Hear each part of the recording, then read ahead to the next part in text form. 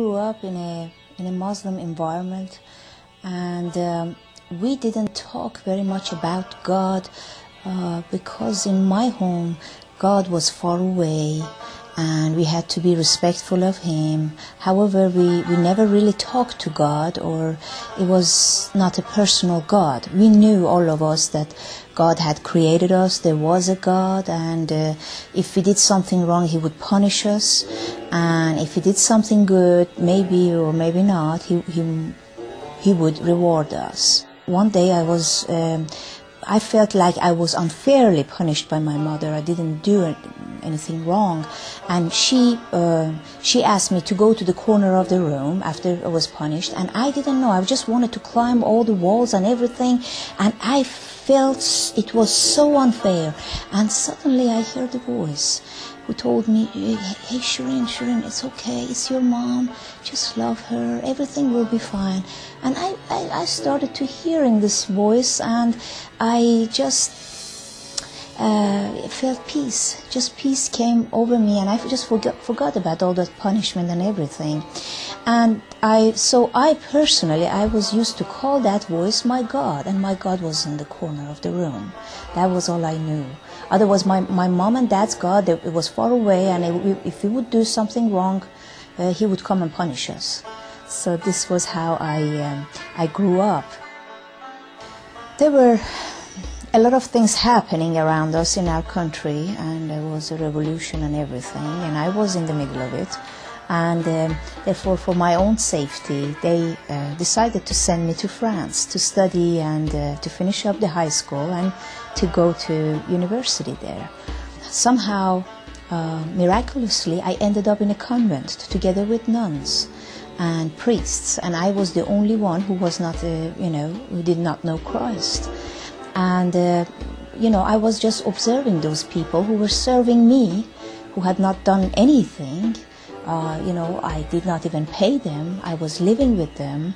They were preparing my meals as if I was a princess, and they were talking to me. And, I really, that was the first time in my life, after, my parents who had given me the unconditional love. These people were first people who had given me unconditional love, and I could not understand that.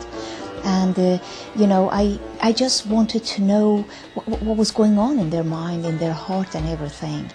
And that was how I got to hear about Jesus. Not that they evangelized me, but that I myself, on the back of the convent, there was some meetings, and I asked to be in those meetings, and there they had Bible studies, and they were talking about Jesus and so on.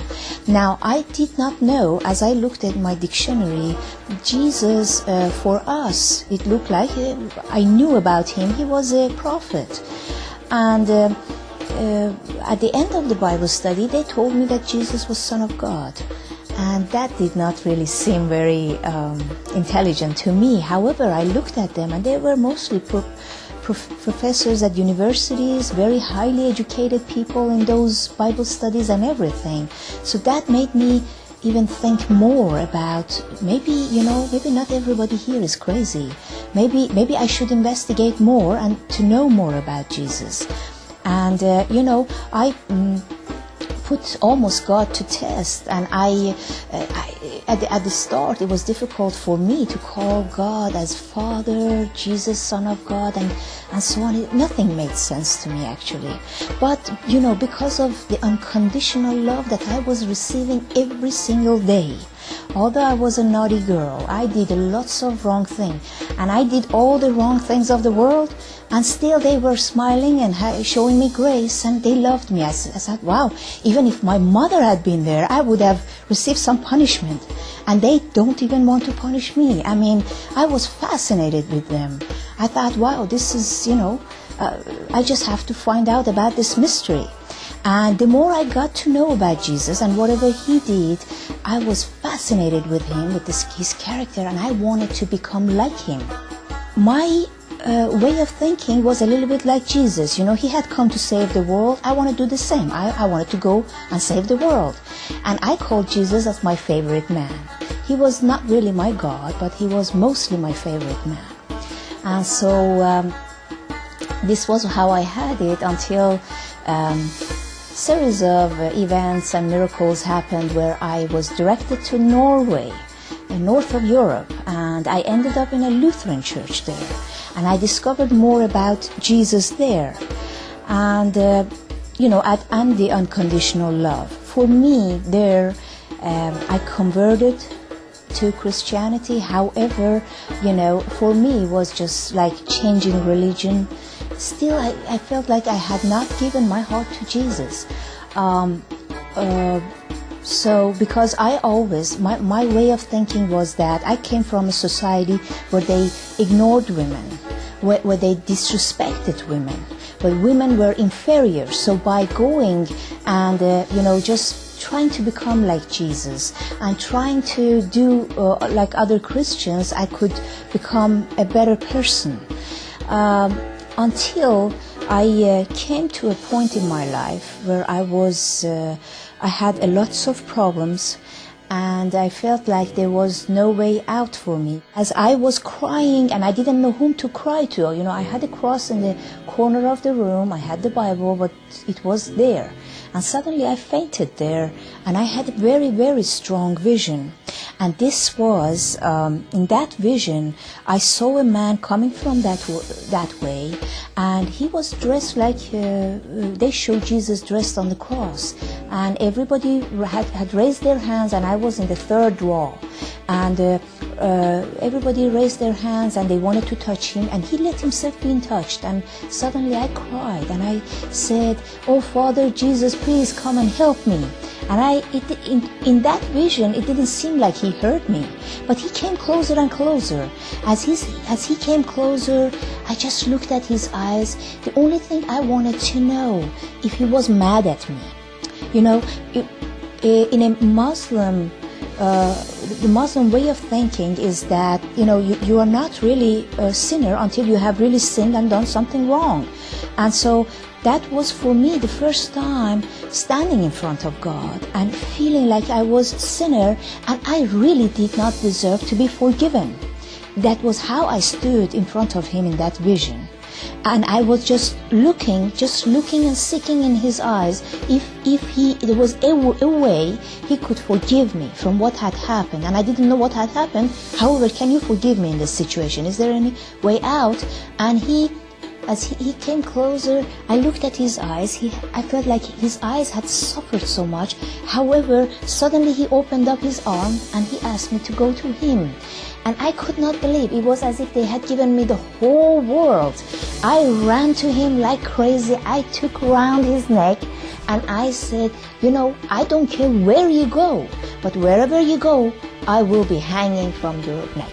As I opened my eyes, I had the Bible right here, and I was pretty scared when I opened my eyes actually, and I was just trembling and I didn't know what to do, what actually happened. I was just trying to explain to myself what happened, and when I remembered the vision, and then I said that to one of my Christian friends.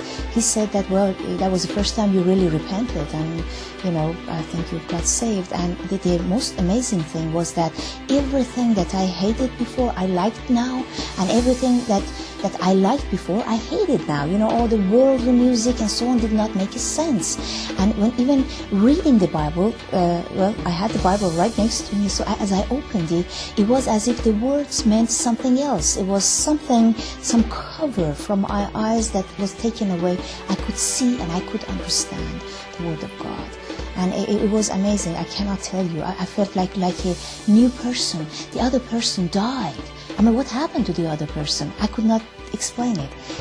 I am a new person who can enjoy and who can see all the opportunities and everything.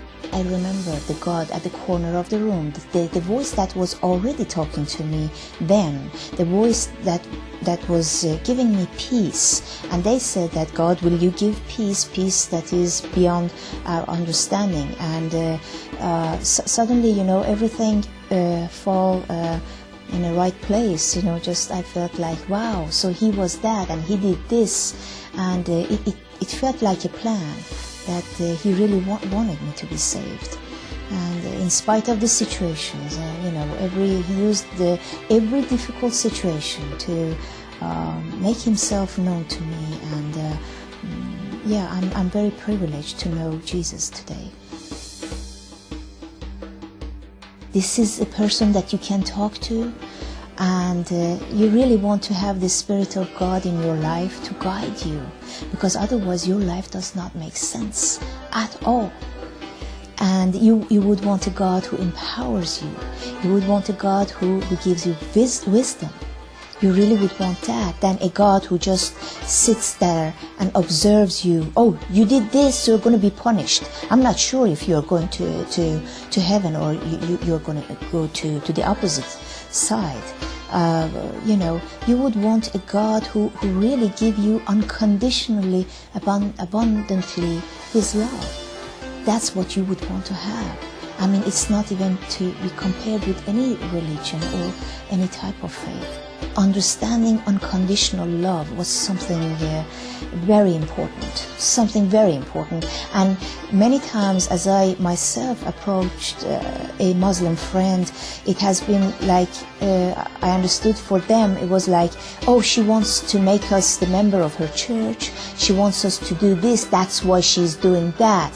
So I really didn't want this to be only an advertisement for something. That's something, you do this because of that, but just do this because your life is going to change. You're going to see all the possibilities that you have. You're going to see God's plan for your life, the purpose of God for your life. You're going to enjoy your life. Even if you are in difficulties, you're going to have, you're going to see your possibilities. Even when the world around you thinks that everything is lost, you still see the light, because you have hope. You have the hope that is, and nobody can take that from you.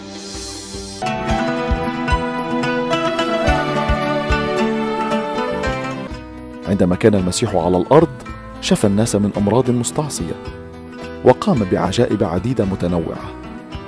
لم يدع للعنف من أي نوع، وعلم الناس لكي يغفروا كما يغفر لهم الله رحما. وقدم الله إلها محبا يرغب أن يضحي بكل شيء من أجل أولاده. علم المسيح أن الناس لا يستطيعون أن يعتمدوا على أعمالهم الصالحة لكي يسددوا ديون خطاياهم، فالصالح لا يمكن أن يزيل الطالح. إن دم المسيح وحده يغطي كل خطايانا عندما نعترف مؤمنين به، فنختبر الحرية العظمى، عالمين أننا أبرار أمام عيني الله، وأننا مقبولون لديه من خلال المسيح.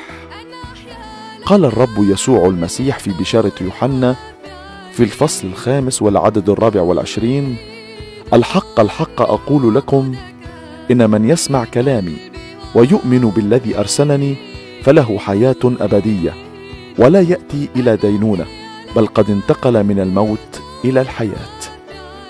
أطلب من الله أن يعلن الحقيقة لك، فتشرق الشمس في حياتك، إذ تختار الإيمان بالمسيح.